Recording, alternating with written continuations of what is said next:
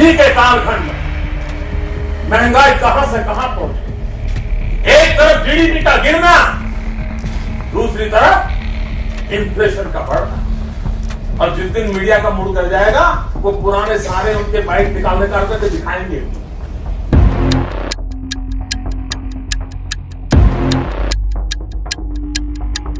मैं यह मानता हूं कि महंगाई यदि बढ़ रही है तो इस गवर्नमेंट की wrong economic policy, wrong economic planning और करप्शन प्रमुख रूप से 3 कारण हैं जिन कारणों से महंगाई बढ़ रही है।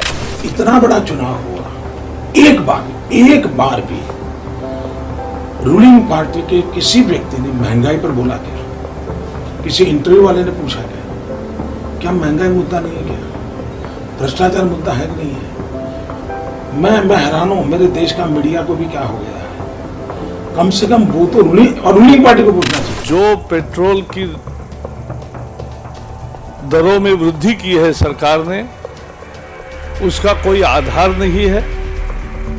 उसी दिन अंतर्राष्ट्रीय बाजार में कीमतें कम हुई है। प्रधानमंत्री महंगाई का मां बोलने के लिए तैयार नहीं है, महंगाई का मां बोलने के लिए तैयार नहीं। देखिए, ये दुर्भाग्य की बात है कि बाजार माफिया हर 2 महीने में महंगाई पर तेल का तड़का लगा रहे हैं और महंगाई पर इस तेल के तड़के का नतीजा ये हो रहा है कि आम आदमी जो महंगाई से बुरी तरह से पीड़ित है, परेशान है, वो और ज़्यादा परेशान हो रहा है। और इन बाजार माफियाओं के साथ साठगांठ करके ये सरकार महंगाई को बढ़ाने में काम कर रही है। When will you move beyond lip service? What you have seen is a steady increase in prices.